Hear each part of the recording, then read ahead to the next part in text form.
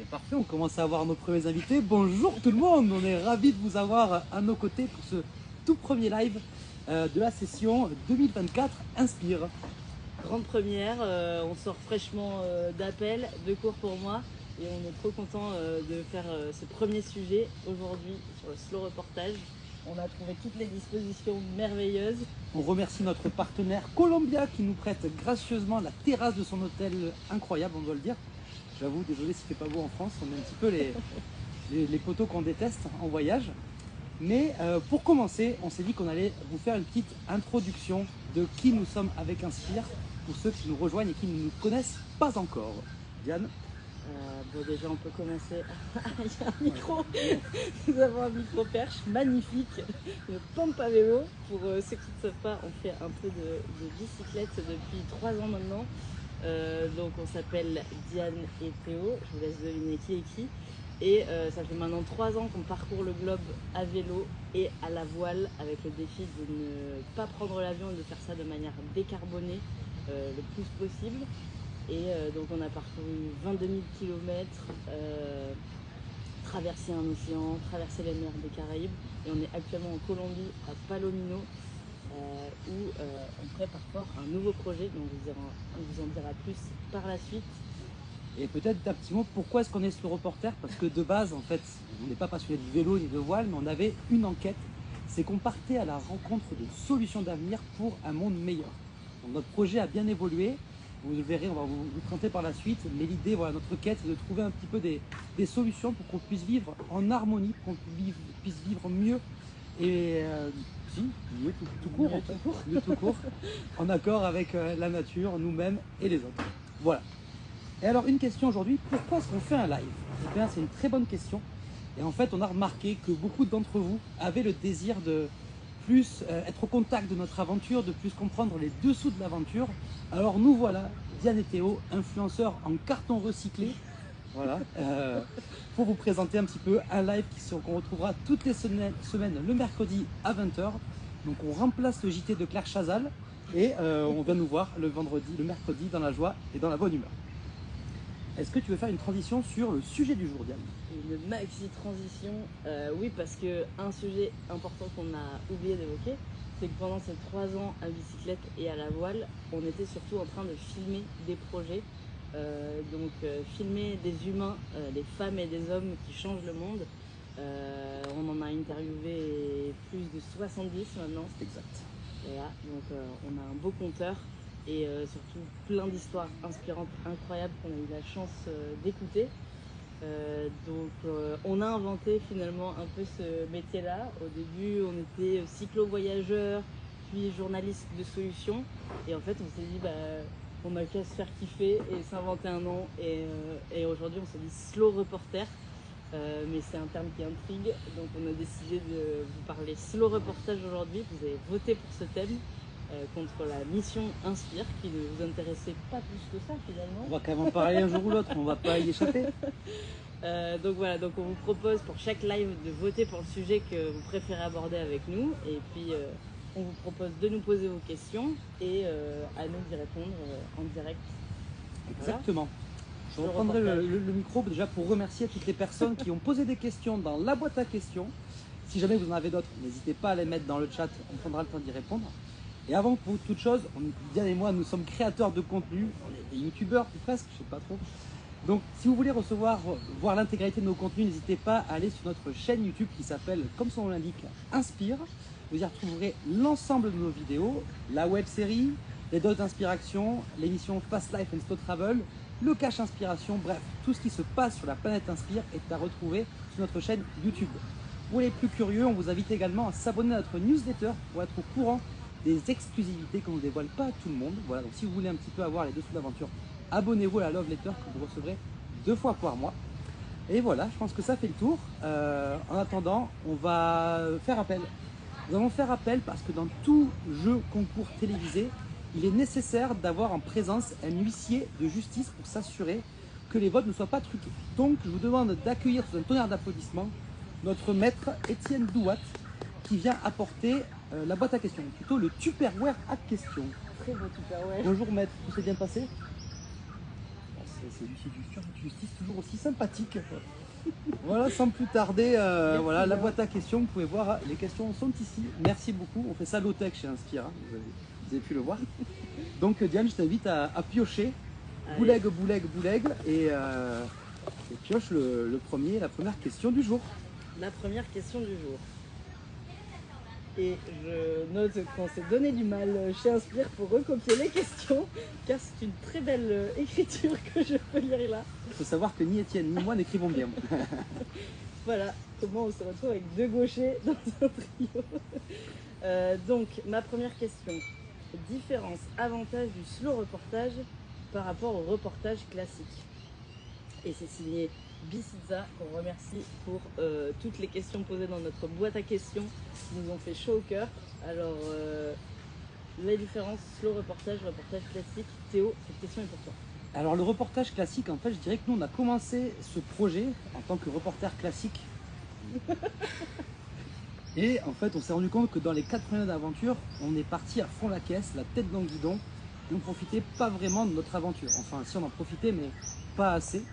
Et en fait, c'est en apprenant à ralentir qu'on a pris pleinement conscience des avantages de la slow life, ou en tout cas de vivre de manière plus sensée, plus en accord avec le temps et d'apprécier le moment présent. Donc l'avantage, pour moi, il est clair, net et précis. Il a été dur de mettre la main sur ce reportage au début. On est encore en plein apprentissage. Mais à partir du moment où on s'est appelé Slow Reporter, c'est vraiment là un petit peu que notre projet a pris une dimension différente et qu'on a commencé à encore plus apprécier notre vie. Je te laisse. Je peux compléter, ouais. Tout à fait. L'élément clé, c'est que nous, déjà, notre volonté dès le début, quand on a commencé ce projet-là, c'était de pouvoir passer du temps avec les gens qu'on allait interviewer et avoir ce contact humain pour avoir de l'authenticité dans nos contenus et de la personnalisation. Et ça, on se rend compte que c'est pas vraiment possible quand on le fait plutôt à la brute, à la combine. C'est déjà souvent les mêmes porteurs de projets qui sont mis en lumière et interviewés, et ils passent 1 heure avec la personne, hop, 3 questions, et puis ça crée des contenus qui sont intéressants, certes, et qui permettent de découvrir des nouveaux sujets, mais qui manquent de profondeur, en tout cas qui manquaient pour nous d'authenticité, et du coup de pouvoir de s'identifier aux gens qui s'expriment et qui nous présentent leur parcours et leur projet. Donc le slow reportage, en fait, c'est un peu ça, c'est se laisser guider à la magie des rencontres et surtout investir du temps qualitatif avec les gens qui nous reçoivent et qui nous partagent leur histoire. Voilà, et je compléterai en disant que ça a été un processus, comme je disais tout à l'heure, qui a pris du temps. Donc ces 4 premiers mois, on s'est dit ok, là on arrête parce qu'on est en train de reproduire notre fast life de jeunes cadres dynamiques qu'on avait quitté pour une certaine raison. Après ça, il y a eu notre voyage à vélo, mais c'est vraiment la transat qui a été l'élément déclencheur de ce slow reportage où on a passé plus de presque 2 mois en mer, ou déconnecté d'internet, mais à la fois connecté aux éléments. Et c'est en arrivant de transat qu'on s'est dit waouh, il y a vraiment quelque chose à faire avec le temps. À ce sujet-là, on vous invite à lire sur notre site internet inspire.org qu'on appelle ça Club Lecture. Club Lecture, merci.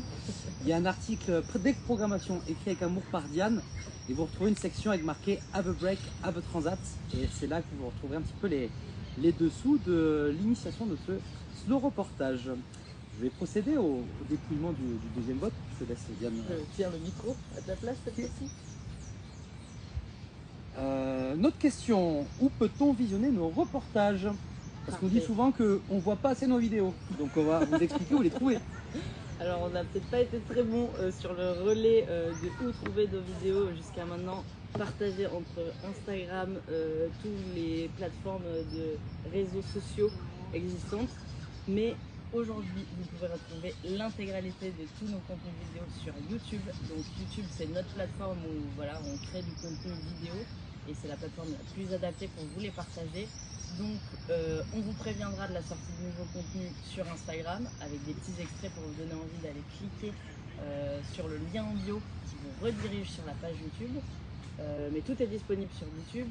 Vous retrouverez nos émissions précédentes, à savoir Inspiration, la web-série l'Odyssée Inspire, des rides qui étaient un peu nos hors format test. Et très bientôt, c'est la grande annonce de ce Grand Prix 2024, une nouvelle émission. Est-ce qu'on le dit ou pas? Décliquer les claques, l'émission qui t'inspire de nouvelles vocations. Donc on part à la rencontre d'humains qui changent le monde pour que le prochain, ça soit toi. Ah, c'est un fail. Refais, mais casse pas le... C'est les aléas du direct. Ouais, mais celle d'Étienne, elle est plus... Voilà. On rappelle pour les gens qui se rejoignent et qui nous rejoignent en ce moment même, n'hésitez pas à interagir sur le live, mettez des émoticônes, posez des questions. On est là pour passer un bon moment et créer de la proximité. Voilà, on est des humains avant toute chose. On est des gars qui aiment bien se marrer tout en restant un petit peu sérieux autour d'un sujet qui nous tient à cœur. Donc voilà, n'hésitez pas à interagir avec vous. Diane, je t'en prie. C'est l'heure de la prochaine question. Bouleg, comme on dit chez nous. Bouleg. Alors je prends celle-ci. Et je tombe sur Mélanie. Cette réponse est pour toi. Avez-vous eu des problèmes de légitimité au début de l'aventure? Là commence la corde sensible.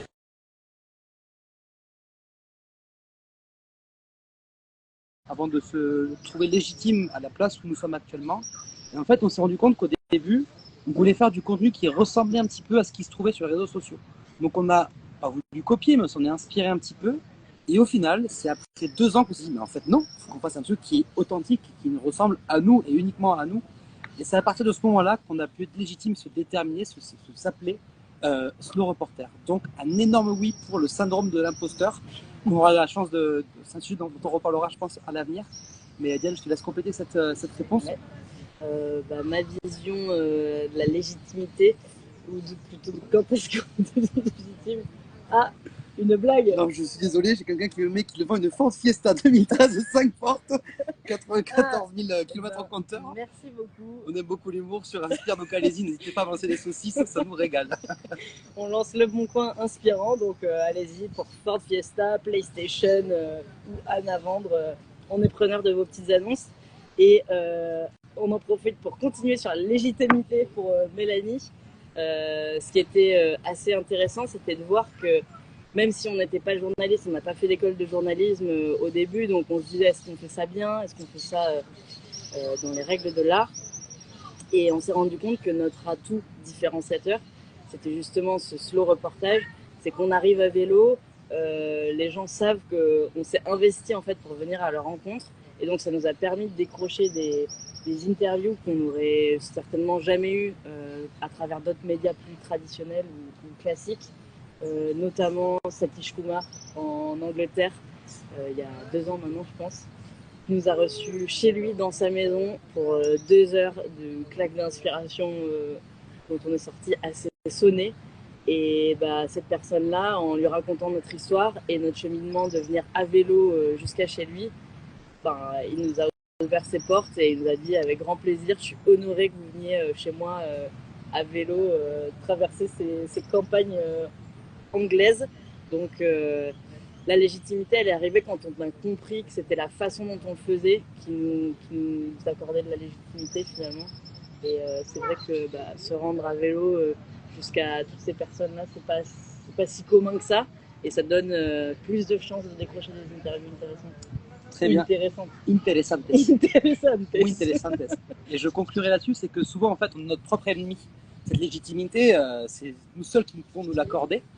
Et au début, on n'avait pas confiance en nous. Et c'est en final, en recevant le témoignage de personnes comme Satish Kumar, comme David Pearl, plein de gens qui nous font rêver en disant, qui nous disent, vous êtes des génies, on adore votre projet, continuez-le. C'est là qu'on se dit, putain, mais en fait, ouais, ils ont raison. Et toujours, quand on reçoit des messages, des soutiens de notre communauté, de vous tous, en fait, qui nous font chaud au cœur, là, on se dit, putain, yes, ce projet, on fait pour quelque chose. Et maintenant, on sont légitimes. Donc, excellente question. Et pour terminer, encore un article écrit de main de maître par Diane à retrouver sur inspire.org. Par oblique Club Lecture, pardon, qui s'appelle Déprogrammation, où on explique un petit peu toutes les choses qu'on a déconstruites, notamment nos modèles de réussite, avant de se sentir légitime. Voilà, allez, à moi. Je vous lègue. Alors on nous dit ici, on nous demande la Ford Fiesta, combien de kilomètres? Le contrôle technique date de quand? Date de quand la Ford Fiesta? Pas 1995. 1995. Alors, attention, très très belle celle-ci. Alors, qui fait quoi avant, pendant et après dans le slow reportage? Et vous avez 1 minute, top. Avant, on essayait de dénicher des projets.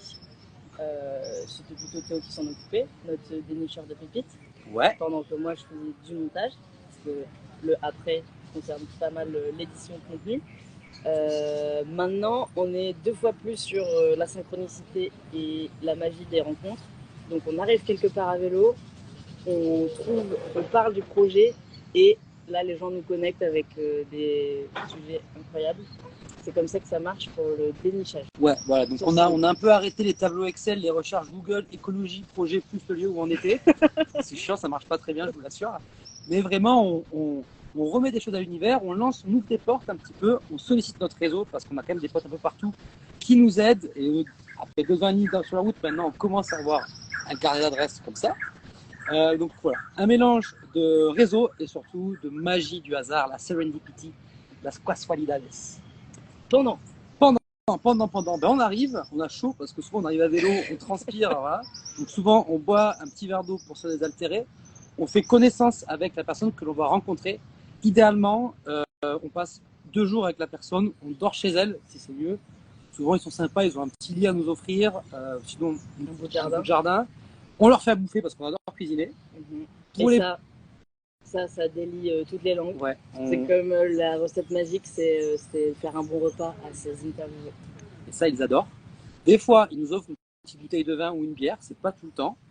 Et après, le lendemain, on est en bonne condition parce qu'on a pu un petit peu dérouiller un petit peu la conversation. On a créé du lien avec la personne, ce qui fait que vous n'avez pas une interview de brut, vous avez une interview Sauce Inspire avec Diane et Théo qui sont aux commandes. Pendant, moi juste avant de partir, quand même pour pas avoir l'air trop neuneux devant nos interviewés, j'ai fait une formation à la vidéo et on a été coaché, spécial dédicace à notre pote Valou qui était notre coach tournage et montage et qui continue de bosser avec nous d'ailleurs sur le montage de nos contenus vidéo. Et notre prochaine émission Déclic et des claques. Donc du coaching vidéo, une petite formation qui me permet d'être aux commandes derrière la caméra et à checker que le son, tout se passe bien. D'habitude, ils sont une équipe de 5 techniciens pour faire ça. Et je fais ça toute seule. Moi mais mieux. Moi mais mieux. Et pendant ce temps-là, Théo fait marcher son charme et tire les verres du nez avec une subtilité sans égale auprès de nos interviewés pour avoir des témoignages authentiques, plus authentiques que brut ou Claire Chazal. Mais j'ajoutais que quand même en amont du reportage, on prépare quand même un petit peu l'interview, on fait des recherches sur la personne, on regarde les vidéos, les contenus qui ont été créés sur cette personne en question pour essayer de poser les questions auxquelles ils n'ont jamais répondu. C'est ça un petit peu qui fait la touche Inspire, c'est le fait qu'on arrive à créer une proximité avec nos interviewés et qu'on va aller chercher chez eux la question, la réponse à 1000 pièces, le nugget d'or. Donc pendant l'interview, bien sûr, on essaie de briefer un petit peu nos interviewés qui souvent ne sont pas tous habitués à être filmés. Pour certains, c'est la première fois. Donc l'idée, c'est un petit peu de les mettre à l'aise en disant check, t'es pas en direct live, tu peux reprendre tes questions si tu te plantes, il n'y a pas de problème. Donc on est là pour passer un bon moment. Souvent, les interviews, elles durent combien de temps? Ça dure au moins 30 minutes. Et pour les plus fastidieuses, 1 heure. On a découvert les conditions du tournage depuis le Mexique où c'est très difficile de trouver un endroit calme. Donc quand on tourne en extérieur, on a des chiens errants, des bosinas à fond, des ballons avec du reggaeton. Des travaux. Le marteau-piqueur, la perceuse, la disqueuse, enfin bref, la totale. Donc gestion des aléas du tournage en Amérique centrale et du Sud. Et sinon, ça dure entre 30 minutes et 1 heure. Après quoi, généralement, on se dit bye. On se fait des gros câlins parce que souvent, on est là, on prend des claques d'inspiration. On est là, putain, ouais, tu te racontes ce qu'on peut nous raconter. Si on a le temps, on va boire une petite bière pour terminer le tournage en beauté. Et après, vient la période la plus ingrate, mais qui est aussi celle qui vous permet d'avoir accès à ce contenu que je vais essayer bien de vous présenter. Bon, ingrate, ça dépend pour qui, mais c'est la période qu'on sous-estime en général. On pense qu'on a tous beau contenu vidéo sur les réseaux sociaux, sur YouTube, comme ça en un claquement de doigts et que les gens utilisent je ne sais quoi, des intelligences artificielles ou autres, mais non. Souvent, ce sont de petites mains qui sont derrière les contenus que vous pouvez déguster et savourer. Donc vient la période du montage et donc là c'est un peu comme un puzzle. On prend notre rush qu'on a téléchargé, on le découpe en petits morceaux en ne gardant que le meilleur du meilleur, la crème de la crème des témoignages. Et on en fait une belle vidéo qui est pour la majorité habillée et dynamisée par notre ami Valou et ensuite notre pote Igor qui a été lui aussi reconverti, passé par le banc de notre université, qui est maintenant sound designer. Donc c'est vraiment un pur kiff de pouvoir bosser avec nos potes qui nous accompagnent pour créer nos contenus. Voilà, donc du contenu fait maison avec beaucoup d'amour pour ton public.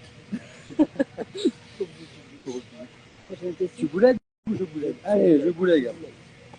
Alors, en ce moment nous avons un mixeur à jus de fruits qui s'active à côté de nous. Donc si vous avez du mal à entendre, on s'en excuse, on parlera plus fort dans la pompe. On a une question qui est faite par la gendarmerie nationale. Y a-t-il une vitesse maximale pour faire ce reportage? Alors, est-ce que tu veux nous montrer la vitesse maximale, s'il te plaît? Ah, je peux vous faire. Parce qu'on a quand même voilà, une très belle imitation de la vitesse. Partez au boyer, je sors du champ ici, pour vous laisser. On se met comme ça et ça se fait. On doit...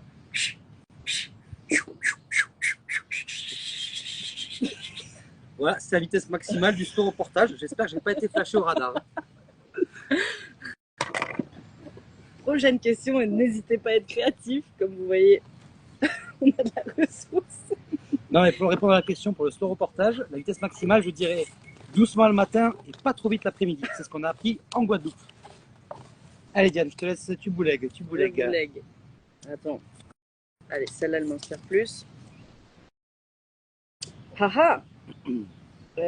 Comment vous financez tout ça? De quoi vous vivez? On est des escrocs, vous ne le savez pas encore. Non, très bonne question. On nous pose souvent la question. Toi aussi, tu veux devenir millionnaire en ne faisant rien et en vivant sous les cocotiers. On a investi dans l'immobilier, on fait du dropshipping. Qu'est-ce qu'on fait d'autre? On forme des entrepreneurs à monter leur business e-commerce et tout ça. Ouais, non, plus sérieusement, nous sommes Inspire, notre association est une association reconnue d'intérêt général. Et en ce sens, en 2021, quand on a lancé notre projet, nous avons réalisé une campagne de crowdfunding qui a été très largement soutenue par notre entourage, notre communauté. Nous avons trouvé, peut-être une trentaine de partenaires au total qui nous accompagnent. On les remercie du fond du cœur parce que grâce à eux, on peut continuer ce beau projet. Et nous sommes aussi membres du mouvement 1% pour la planète, un mouvement qui invite les entreprises à reverser 1% de leurs revenus à des associations qui préservent la planète. Et en ce sens, on a notre amie Laure Babin de chez Zeta qui nous a reversé son 1% et on la remercie, elle, du fond du cœur. Donc voilà, un mélange de crowdfunding, de l'argent des gens qui nous ont fait des dons durant cette campagne, de nos partenaires à la fois financiers et partenaires en nature. Par exemple, Chapka Assurance qui nous paye notre assurance voyage, Resilient qui nous a équipés de beaux téléphones cellulaires reconditionnés et d'ordinateurs. Encore nos amis de chez Levia qui nous offrent un stockage de cloud gratuitement, Interrail et j'en passe. Et français exactement. Et donc en lien avec notre statut d'association de loi 1901, nous recevons aussi des dons à la fois d'entreprises et de particuliers qui sont défiscalisables. Donc c'est un super levier. On a l'avantage aussi de dépenser beaucoup moins que prévu parce qu'on dort beaucoup chez l'habitant et on n'est pas très dépensier tout le temps fait. Donc pour l'instant, on s'en sort plutôt bien. D'autres questions? J'en profite de faire un peu d'auto-promo. Bien sûr, bah oui, je t'en prie. Comme les abonnés à notre newsletter l'ont découvert il y a quelques jours dans la newsletter de Retour d'Inspire, on prépare justement une nouvelle campagne de crowdfunding pour notre nouvelle émission. Pour financer justement la production de ce contenu-là, dont on est super fiers et qui sera toujours mijoté avec amour et en famille. Et donc ça va être une façon pour nous de continuer de financer nos activités avant le grand retour d'Inspire qui se développera plutôt dans d'autres publics en présentiel cette fois-ci. Et j'en profite aussi pour dire que le financement qu'on reçoit, il est libre de tout sponsor douteux. Salut la BNP ou salut Total.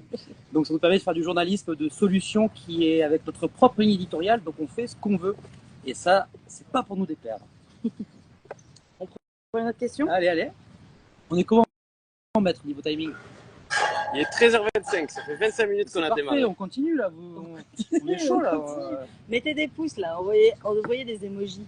Alors attendez, est-ce qu'on a reçu des questions? vas-y, c'est bon. Non, pour l'instant, Pas de questions il y a des questions supplémentaires. je les vois plus, moi. Il y a une question, quelqu'un vous demandait ce qu'il y avait dans la gourde. Dans la gourde, de l'eau. De l'eau de source. Preuve à la pluie, si vous nous voyez tituber en sortant de l'interview, c'est qu'on aura menti. Mais je pense qu'on sera dû pour une bonne bière post-live. Hein. Alors, quelles sont les qualités d'un bon slow reporter? Waouh, bonne question ça. Numéro 1, avoir le temps. Numéro 2, des mollets échauffés. Être démerdeur et ne pas avoir peur de demander, de tenter sa chance. À retrouver dans le premier cache inspiration d'Étienne Musset qui parle de If you don't ask, You don't get. voilà. Et ça, non, cliquez, découvrez.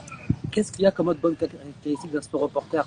Un slow reporter, il faut aussi qu'il ait un sujet d'étude, de recherche qui soit pertinent.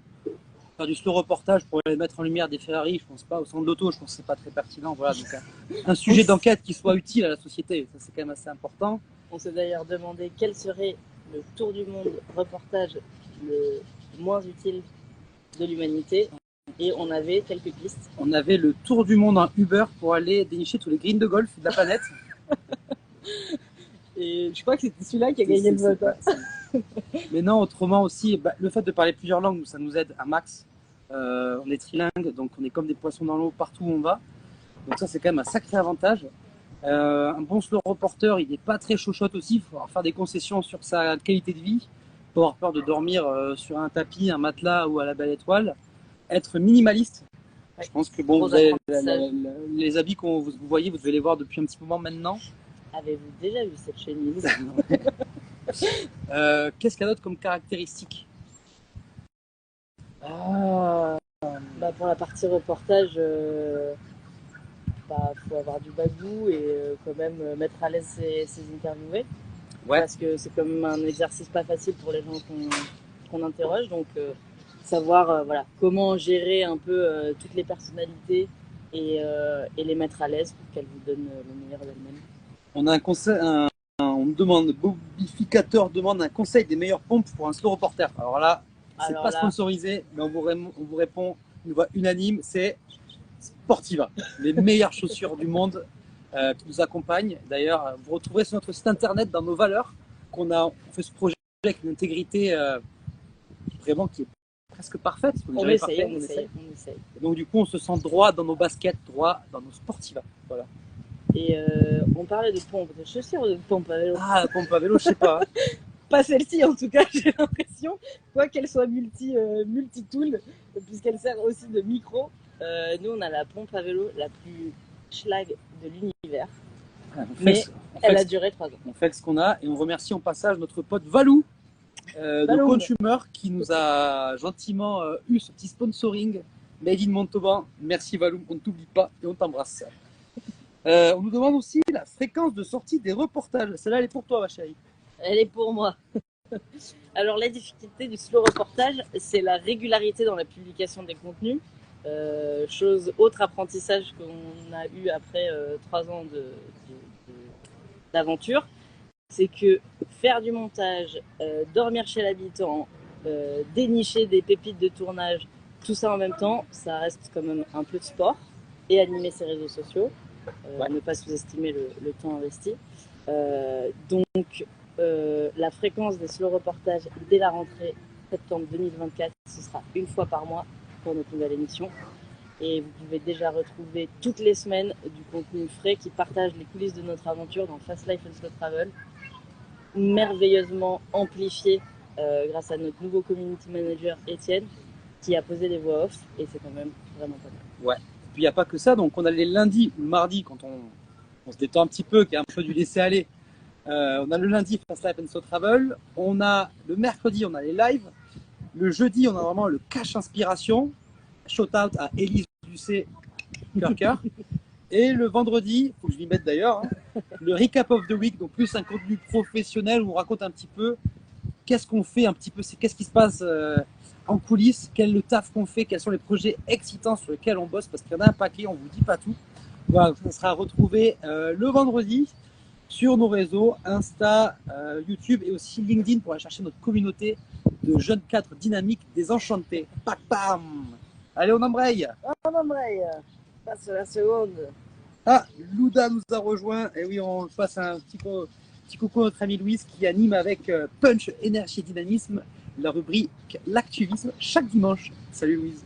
Nouveau rendez-vous le dimanche, activisme avec Louise qui vous explique comment vous engager et devenir activiste pour des causes diverses et variées en France pour l'instant. Ouais, il y a quand même du stock, je suis inspirant. Comment se lancer dans le slow reportage si on est juste photographe et kiffe la vidéo? C'est déjà un bon début, parce que nous on n'était ni l'un ni l'autre.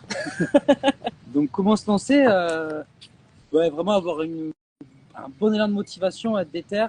Forcément, il y a la question financière qui est un petit peu obligatoire. Donc, on a d'ailleurs à ce sujet-là animé 4 cours avec le Vailla Campus, une école sur le journalisme engagé.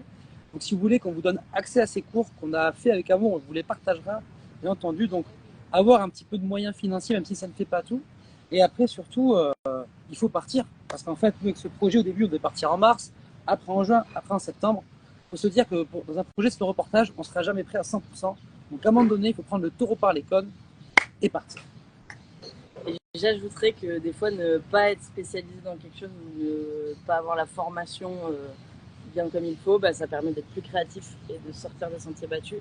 Donc que vous soyez photographe, menuisier ou ingénieur, vous pouvez très bien devenir vidéaste et créer vos propres contenus qui seront tout aussi trépidants et disruptifs.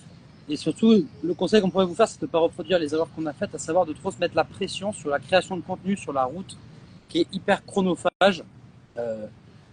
Quand Martin Veil ou David Attenborough, ils partent faire un reportage, qu'est-ce qu'on a encore, Jamy, j'en sais rien, tous ces gens-là, quand ils partent faire un reportage, ils partagent le fruit de leur recherche, de leur découverte, en étant revenus de leur reportage. Ils ne le font pas pendant. Nous, c'est un petit peu l'erreur qu'on a voulu faire. On a voulu trop bien faire. C'est pas possible de tout faire, donc ne vous prenez pas la tête à vous mettre le couteau sous la gorge, à vouloir créer tout le contenu. En revanche, c'est cool de créer du contenu sur la route, donc des petites vidéos, des posts au cours de votre aventure pour rester au contact de votre audience et que les gens puissent suivre vos découvertes, c'est super. Donc voilà, moins mais mieux. Mais mieux. Une question en live? Ah, Mélanie, bravo. De nos auditeurs. Est-ce qu'il y a des questions en live? Notre ami Yvonne et Pierrette nous ont rejoint. Un petit salut à Fredo, qui nous a bien accompagnés aussi. On le remercie. Merci Fredo. Et on t'embrasse. Hein. Voilà, on en a des potes qui nous aident. C'est sympa quand même. Hein. C'est quand même plutôt cool. Est-ce qu'il y a d'autres questions? On a commencé à... Non, il en reste encore un peu. On va les passer là. Allez. Allez. Si vous vous ennuyez, vous nous le dites. Hein. N'hésitez pas à avoir des commentaires. Qu'est-ce qui est slow dans le slow reportage? Bon, je pense qu'on a déjà un peu répondu, mais notre façon de nous déplacer et notre façon de passer du temps qualitatif avec nos interviewés. Ouais, exactement. Comment est-ce qu'on trouve les personnes rencontrées? On y a déjà répondu, c'est bien ça posé. De la magie et un peu de celle-là elle est pas mal. Quels sont les critères de sélection de vos projets filmés? Très bon point, parce qu'on est parti au début avec un prisme très école de commerce. On allait chercher des startups à impact, des entrepreneurs du changement. Et petit à petit, on s'est rendu compte qu'il y a quelque chose de plus intéressant qu'on voulait mettre de l'avant. C'est surtout le témoignage, le parcours de ces humains qui s'engagent pour un monde meilleur. Donc plus que des projets, on s'est rendu compte que ce qui était intéressant, c'est de filmer des humains. Parce que derrière chaque projet se cache un humain. Et on s'identifie beaucoup plus à une personne plutôt qu'à son projet. Et donc, c'est un petit peu de là qu'est né le renouveau d'Inspire et le futur de notre émission Déclic et Déclac. Donc, pour revenir sur cette question, on va chercher des personnes qui sont inspirantes, qui ne sont pas forcément connues qui sont pas forcément sur les radars, et surtout des personnes qui mêlent, en fait, on l'aura compris après 3 ans de reportage, écologie et sociale, parce que les deux vont l'un avec l'autre. On va chercher des personnes qui ont un parcours atypique ou non, mais surtout des personnes en fait qui sont dévouées pour cette cause-là et qui le font de manière consciencieuse. Ce qui est intéressant d'aller voir, c'est que dans les nouvelles personnes qu'on filme, ces personnes-là, il n'y a pas juste leur projet qui est inspirant, c'est leur vie au complet. C'est comment est-ce qu'ils vont prendre une demi-heure par jour pour faire du yoga, de la méditation, qui vont prendre 6 semaines de vacances par an. Donc on essaie plus de filmer des lifestyles, des parcours de vie, des témoignages plutôt que des projets. Donc comment on les sélectionne? C'est un peu au feeling, comme on disait avant, en fonction des rencontres que l'on fait. On n'a pas une grille de projet pour dire ça rentre pas. On essaye aussi d'avoir une parité femmes-hommes parce que c'est pas évident, mais on a vraiment envie de montrer que tout le monde peut le faire et il n'y a pas raison que les femmes ne puissent pas le faire également.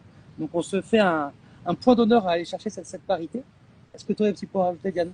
Et ce qu'on a rajouté beaucoup maintenant, c'est la diversité des profils et des thématiques sur lesquelles interviennent ces porteurs de projets-là. Parce qu'on veut montrer qu'on soit artiste, ingénieur, dans le commerce ou artisan, en fait, il y a mille et une façons de se réinventer et qu'on peut s'engager pour la société ou l'environnement et les deux mêmes dans tous les domaines. Et donc, si on a la passion de brasser de la bière, par exemple, ben, on peut toujours brasser de la bière mieux que ce qu'on faisait avant. En essayant de réduire ses impacts environnementaux ou en mettant mieux ses équipes et en créant des coops, par exemple. Et donc, il y a mille et une façons de se réinventer, quel que soit votre domaine d'activité. Voilà, donc on cherche quand même des gens un petit peu qui réinventent le game. On cherche un petit peu ces riders du futur, ces gens un petit peu c'est un peu les nouveaux héros du 21e siècle qui portent pas de cap, mais qui en fait dans leurs actions au quotidien on se dit putain, mais si tout le monde faisait comme eux, ou si tout le monde suivait un petit peu la démarche qu'ils ont eue, le monde irait bien mieux. Donc c'est vraiment ça qu'on va essayer de retranscrire dans Déclic et Déclac. Et encore une fois, on insiste sur la variété des profils. Donc on va avoir à la fois des artistes, des activistes, des entrepreneurs, des gens qui font partie d'associations, des profs, des DJ, des agriculteurs, des pizzaiolos, des journalistes, c'est vraiment de tout. Et parce que c'est dans la diversité qu'existe, j'allais faire une citation mais je me suis planté, donc je ne vais pas la faire. Qu'existent les meilleures choses. Donc voilà, de la diversité, de la parité et des gens inspirants quoi, qui ont du charisme et qui changent le monde. On a des bonnes questions sur le chat, on aime ça quand ça s'active. Tristan qui nous demande si ça nous arrive de filmer des rencontres ou des projets, de ne pas les partager. Oui, alors en fait, il y a deux choses. Il y a une chose, c'est qu'on a filmé beaucoup de contenu au cours de ces 3 ans, parce qu'on a filmé 70 projets. On doit avoir une vingtaine de vidéos qui sont montées, donc il y a du stock qui attend juste d'être monté et qu'on fera éventuellement lorsqu'on aura plus de financement.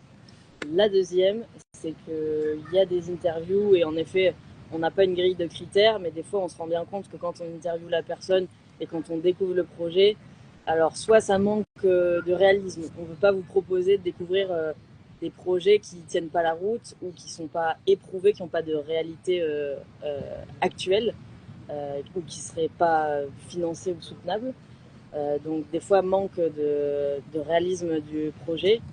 Et des fois, trop de technicité quand ça part trop loin dans l'ingénierie, etc. On essaye de garder des projets et des témoignages qui sont inspirants pour tout le monde et qui vont parler à tout le monde dans des domaines divers et variés. Et des fois, il y a les aléas aussi.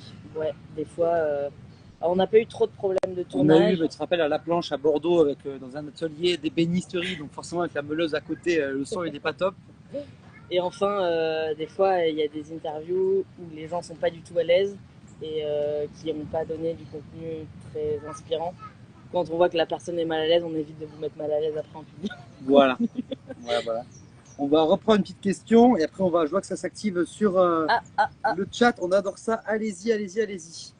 Bon, je retourne sur cette question auquel on a déjà répondu, mais Skyland Bay nous l'a déjà reposé. Comment vous financez?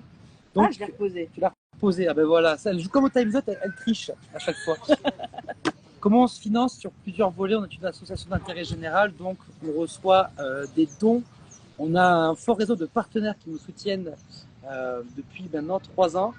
Et on va aussi faire une nouvelle campagne de crowdfunding le mois prochain pour lancer notre nouvelle émission. Donc un mélange de plusieurs volets.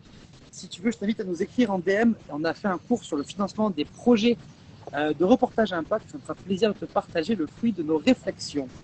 Allez, on embraye sur notre question. Après, on passe aux questions du chat. Feriez-vous du reportage toute votre vie? Et... Ils ne savent pas, Arte, qu'ils vont recevoir un dossier de présentation l'année prochaine. Bon, on le dit, on a un rêve. On a un rêve, on a plusieurs même. Vas-y, dis-le. On en a plusieurs, mais alors dans ces conditions-là, avec tout, ça fait quand même 3 ans qu'on est cul et chemise, qu'on dort ensemble la majorité du temps. On racontait à une copine il n'y a pas longtemps, mais en 3 ans, peut-être y a une fois où on est partis chacun de notre côté pendant 4 jours. Ouais. Donc on est vraiment ensemble depuis 3 ans, H24, et en déplacement, et loin de chez nous, etc. Donc nos familles commencent un peu à s'impatienter qu'on ait un vrai job. Pas la mienne. Ça c'est pour toi, Eric. Donc papa, ne t'inquiète pas, j'ai un vrai boulot et j'ai bien l'intention de transformer ça encore plus à l'avenir pour que ce soit durable. Donc dans ces conditions de reportage, peut-être pas parce qu'elles sont un peu extrêmes pour nous. Par contre, on a bien l'intention de continuer à faire ça parce qu'on adore, que ça nous passionne et que c'est en étant passionné qu'on est passionnant. Donc on prévoit de solliciter plusieurs chaînes de télévision pour avoir notre propre émission, un de ces 4, où on irait à vélo rencontrer des gens qui changent le monde, peut-être plus proche.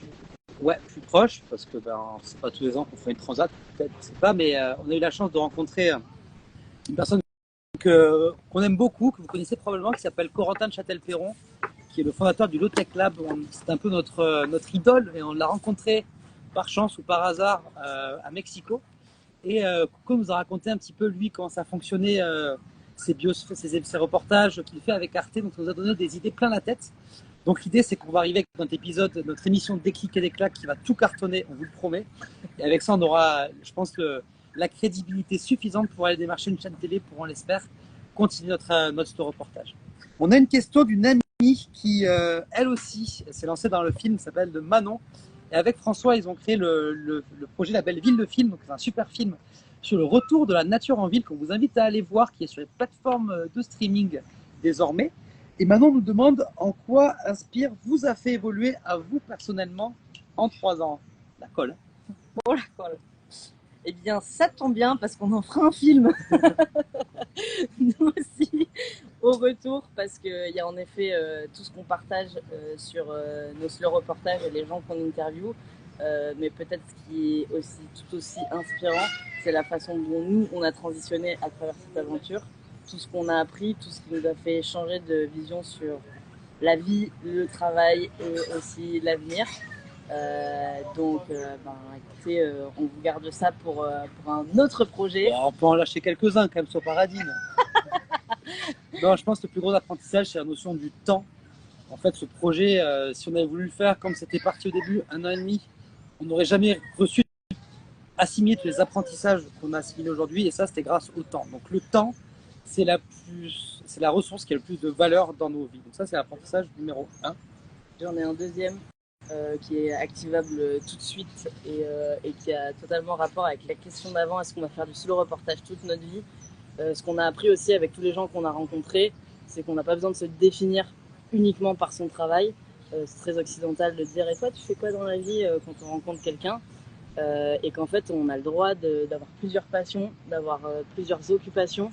Et on a été très inspirés par ces parcours justement qu'on a rencontrés, qui sont investis dans une cause ou sur un projet, et qui à côté, par question de subsistance ou de polypassion, vont travailler sur d'autres choses.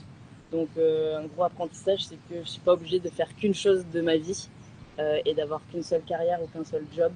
On a le droit de se dédier à plein de choses, il faut juste arriver à l'organiser. Un troisième sur lequel on avait déjà un peu mis le doigt, mais c'est l'amour. C'est vraiment l'idée de faire quelque chose qui te passionne, parce que c'est en faisant quelque chose qui nous passionne qu'on devient passionnant. Donc vraiment de suivre son cœur et de faire des choses qui sont justes pour soi. Et en fait, on s'en fout des autres. Ce qui est important, c'est soi.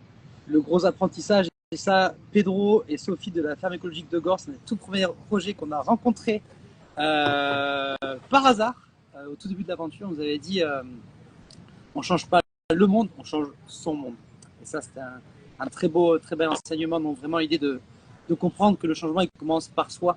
Et quand on est dans un projet qui fait face à essayer de résoudre un petit peu les problèmes sociaux, environnementaux, on se rend compte qu'en fait, on fait face à une montagne de problèmes à résoudre. Et c'est clairement évident qu'on ne pourra pas les résoudre tous nous-mêmes. Et qu'on sera juste un grain de sable parmi tout ça. Donc c'est l'idée un petit peu de changer soi, sa perception des choses, pour espérer contribuer à changer le monde. Donc vraiment, penser à soi, c'est important aussi. Dernière question, c'est bon? Oui, tu les complètes, les citations. T'as vu? Alors, Mirana, notre chère amie Mirana, qui d'ailleurs vous allez la retrouver bientôt dans Cache Inspiration. Mirana, ancienne collègue de chez Michelin, qui nous a rejoint. Mimi a fait la Transat cette année et elle repart d'ici à la fin du mois sur 2 galants. Elle nous a beaucoup aidé la semaine passée aussi pour penser un petit peu ce renouveau d'Inspire, quelle direction dans nos projets. Elle met le doigt sur les questions auxquelles il faut qu'on réponde. Mimi, on te salue. Elle nous pose la question, est-ce que vous avez l'impression que les locaux sont sensibles aux causes que vous défendez, surtout les jeunes? Les locaux, les personnes, ouais. Dans les lieux dans lesquels on se déplace. On se rend compte que généralement ici, les initiatives et les porteurs de projets, ils ne le font pas par tendance écologique ou parce que ça fait bien le développement durable, c'est la mode. Ça répond tout le temps à des vrais besoins et à des vraies conditions locales. Donc c'est souvent des projets qui sont portés à cœur par les gens qui les lancent et pour lesquels les publics sont quand même sensibles ou presque en fait je dirais insensibilisés à la base. Donc c'est beaucoup de thématiques d'éducation et de sensibilisation des publics locaux. Ouais, et pour, je pense, compléter la réponse de Diane, je pense que Mirana, peut-être tu faisais référence aux habitants. Lorsqu'on leur parle de notre projet, bien sûr, ça les touche. Bien sûr, ils sont sensibles. Après, c'est surtout dans ces pays, surtout en Amérique du Sud, Amérique centrale, qui sont en fait des pays qui sont à un stade de développement qui est différent du nôtre. Quand on était en Europe, les gens ils étaient fans de notre projet. Ici, les gens ils comprennent un peu moins parce qu'ils ont une réalité qui est différente. Pour eux, ce qui est important, c'est d'avoir assez d'argent pour que leur famille mange à leur faim. Et des fois, on est un petit peu choqués de voir ces gens qui vont jeter leurs déchets par terre, qui vont brûler toutes leurs poubelles, etc. Et c'est juste qu'eux, en fait, ils n'ont pas eu la chance d'être éduqués encore à ces questions-là, tout simplement parce que la société dans laquelle ils vivent n'en est pas rendue au stade de développement que nous avons actuellement en Europe. Donc oui, ils sont sensibles, mais après, ils ne comprennent pas tous, je dirais. Qu'est-ce que tu en penses tout à l'heure? Oui, bah, c'est des stades pour moi d'information et d'éducation qui sont différents et qui appuient encore plus le fait que nous, ayant eu la chance d'être sensibilisés à ces causes-là, on n'a pas vraiment de bonne excuse pour ne pas agir.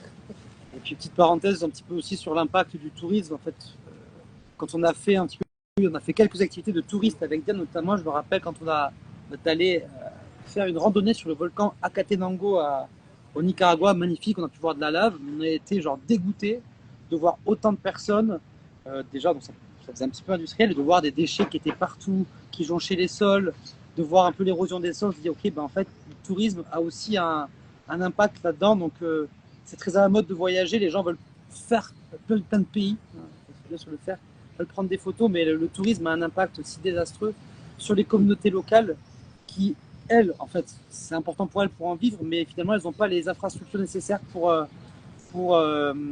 atténuer l'impact du tourisme. Donc voilà, si vous allez voyager, pensez à le faire de manière consciencieuse, évitez de prendre l'avion, si on peut un conseil qu'on peut vous donner, une demande qu'on peut vous faire, et essayez lorsque vous voyagez, d'interagir un petit peu avec les communautés locales, de bien comprendre leur réalité, de ne pas juste être un touriste, mais plus être un pèlerin, comme nous disait Satish Kumar. Alors, un slow reportage version Asie. Ah, ce n'est pas à l'ordre du jour pour le moment. L'Asie, c'est loin. L'Asie, c'est loin. Ouais, donc, je dis pas ça parce que c'est mon beau-frère et meilleur pote, mais il y a Hugo qui demandait ce que vous aviez prévu dans les prochaines semaines en termes de projets. Ah, excellente question. Ben, au cas où vous ne l'auriez pas vu, on a sorti un cache inspiration la semaine passée où Étienne nous demande comment est-ce qu'on a pu dénicher un reportage avec les Kogi. Les Kogi, c'est une communauté indigène qui vit en harmonie avec la nature depuis des millénaires. Et on part le 22 avril pour au moins 5 jours rencontrer un des chefs spirituels de cette tribu, un mamo. Donc c'est vraiment une chance inouïe qu'on a de pouvoir aller rencontrer cette personne-là. C'est un contact qu'on a eu par amis d'amis. Donc on va aller les rencontrer pendant 5 jours. Et à ce sujet-là, si vous avez des questions à leur poser, n'hésitez pas à leur écrire et on fera en sorte de leur poser ces mêmes questions. On va prendre à nous écrire à nous, ouais. On leur pose ces questions. Ils n'ont pas internet et ils parlent pas espagnol ni anglais. Voilà, le prochain slow reportage, c'est sur les Kogi et apparemment ils ont des messages à nous passer pour préserver le vivant. Et super, on a fait une petite recherche, donc il y a un super reportage à ce sujet sur YouTube en accès libre qui s'appelle Aluna, et ainsi qu'un podcast de notre ami Julien Vidal Sismique qui met en lumière Eric Julien, une personne qui lui s'est retrouvée parce qu'en fait ici où nous sommes, on a oublié de le dire, on est à Palomino, on est sur la côte Caraïbe, mais on est au pied de la Sierra Nevada et c'est le seul endroit au monde où on retrouve un rocher, un glacier en fait situé à plus de 5000 mètres d'altitude qui est seulement séparé de la mer des Caraïbes de 40 km. Ce mec-là, Éric Julien, il était guide de montagne, il a failli mourir d'un œdème aigu du poumon sur cette même Sierra Nevada et il a été sauvé par les Kogi et de là est née une histoire d'amour avec ce peuple Kogi qu'il raconte à merveille dans cet épisode de Sismique, disponible en accès libre également. D'autres compléments d'informations. On balance les liens après le live. Balou. Et c'est Julien Devorex. Ah, Devorex, putain, Julien Vidal, pardon. Qui est aussi quelqu'un d'intéressant. Balou demande si ça va le transit. En direct de la Colombie, comment va le transit de Théo Boyer, monsieur? Franchement, ça va. On s'en sort très très bien. On n'a pas eu. Je pense qu'après tant d'années sur la route, je pense qu'on s'y fait et vraiment quelques. Qu'on appelle ça là, quelques aléas. Quelques aléas, mais vraiment un transit qui. Je m'en plains aucunement. Toi? Tout va bien côté transit. On a la flore intestinale qui est bien développée désormais, bien braquée. Ouais. Donc on est prêt pour l'Amérique du Sud. Alors, une dernière question. Est-ce que le slow reportage peut s'étendre au slow lifestyle? Pourquoi? Carrément. Une fois que tu slow reportes, tu peux slow lifer. Et ça fera beaucoup trop d'anglicisme pour une même phrase. Mais une fois que, j'imagine, tu as acquis cette conscience.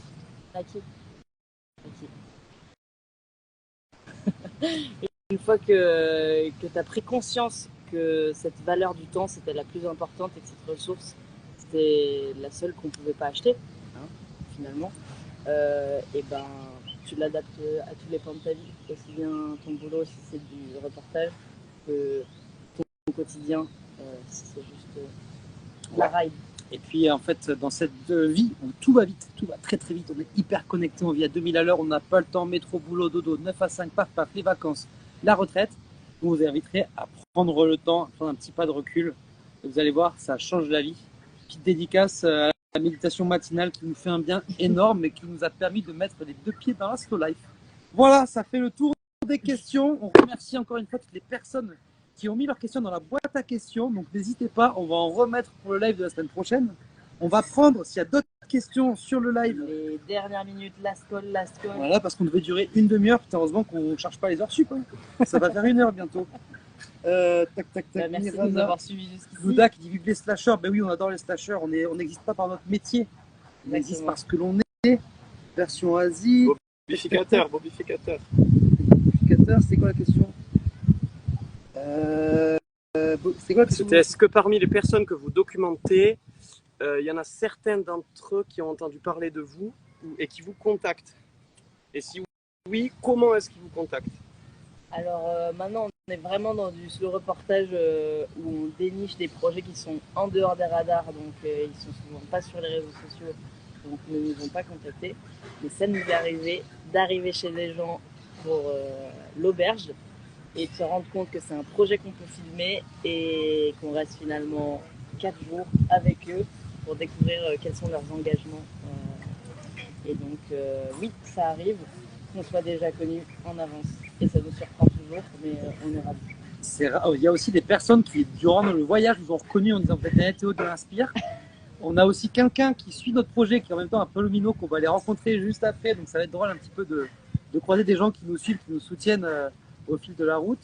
Et au sujet des rencontres incongrues que Bobificateur mentionnait, on vous redirigerait vers ce reportage de Sophie et Pedro de la ferme écologique de Gorse à découvrir sur notre chaîne YouTube où ils sont arrivés. On les a contactés à travers Warm Shower, donc ce réseau d'hébergement de cyclistes qu'on a énormément utilisé en Europe. Ils nous disent c'est drôle que vous nous ayez contacté par Warm Shower, on a regardé votre site internet, vous êtes typiquement le genre de projet qu'on aurait pu filmer. Donc ni une ni deux, le lendemain ils étaient avec les caméras, les gamins dans le bras, et on les a filmés sur un reportage qui était vraiment très très sympa. Et on risque d'aller rencontrer au retour de notre reportage. Donc il va y avoir une tournée numéro 2 des projets filmés, je pense, notre retour. Et ça boucle la boucle et c'est parce que c'est la magie du vélo, encore une fois, qui a frappé qu'on fait du sport. Allez, une dernière question de notre ami Skyland Bay qui demande comment on a rencontré Satish Kumar. Eh ben, au culot. C'est vrai. Eh ben, au kilo. On avait lu tous ces bouquins, c'était une des personnes qui nous inspirait énormément dans le lancement de cette aventure. Et on a eu le mail de sa secrétaire par nos amis de La Belle Ville le film. On a envoyé un mail humain, quoi, où on disait qu'on était juste trop inspirés et qu'on avait envie de le rencontrer. Et on a été reçus chez lui. Et l'anecdote, elle est drôle parce qu'au début, il nous a dit salut Satich, on dit on sera à Londres de telle date à telle date. Il dit ah, je suis désolé, je ne serai pas à Londres à cette date-là. Je dis mais nous, on est à vélo, si tu veux, on vient chez toi. Donc on est venu chez lui. Voilà, on a fait, je sais pas, 300 bornes. Ça montait terrible en plus. C'était vraiment les pires côtes, vraiment en Angleterre, dans le Devon. On était parti en plus un petit peu fatigué après avoir été hébergé par les amis d'un de nos mécènes, David Vigouroux, Château Baudard. Petite salutation qui nous soutient. Merci David et la famille Vigouroux. On a été hébergés par des amis à eux qui nous avaient bien reçus, un peu trop bien reçus même. Et donc on s'était tapé 100 bornes à vélo, 1000 mètres de dénivelé. On est arrivé chez Satich. On est resté 2 jours là-bas. On avait regardé toutes ces vidéos. On a filmé 2 heures d'interview. On a le meilleur du meilleur de Satish Kumar. Il faudrait qu'on monte un jour, mais c'est dans les cartons. En attendant, vous pouvez retrouver la superbe méditation qu'il nous a offerte sur notre chaîne YouTube. Donc si vous ne l'avez pas encore compris, allez sur la chaîne YouTube Inspire avec 2 E, INSP 2 E R. Ouais. Et abonnez-vous et regardez tout ce qu'on a déjà fait parce que vous risquez de prendre quelques claques d'inspiration. Si vous voulez aussi découvrir les projets qu'on a filmés, on vous invite à aller voir sur notre site inspire.org. Il y a la Ride Zone où on voit tous les riders qu'on a filmés. Donc vous aurez l'ensemble des projets qu'on a filmés. Enfin, pas les derniers parce qu'il faut que je mette à jour le site internet. Mais en tout cas, merci d'avoir été présent avec nous pour ce tout premier live de l'Aventure Inspire session 2024. Vous l'aurez remarqué, on fait un retour en force sur les réseaux sociaux parce qu'on a appris, on a fait des erreurs. Maintenant, on est vraiment confiant, on se sent légitime. Très bonne question encore de notre amie, j'ai oublié son nom, mais c'était une très bonne question à légitimité, Mélanie. Voilà, donc n'hésitez pas à suivre l'aventure, à le partager à votre réseau. On vous donne rendez-vous mercredi prochain pour un prochain live qu'on fera, je pense, ici, parce qu'on est quand même pas mal. En attendant, demain, on retrouve le Cache Inspiration, mercredi, le Recap of the Week, dimanche, l'activisme, et lundi, le Fast Life and Slow Travel. Et on vous mettra mardi la boîte à questions pour que vous puissiez contribuer à notre live. Merci à tous.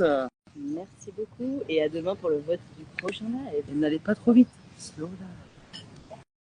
Ciao tout le monde, merci. Tac. Et voilà. Attends, si je fais un de ces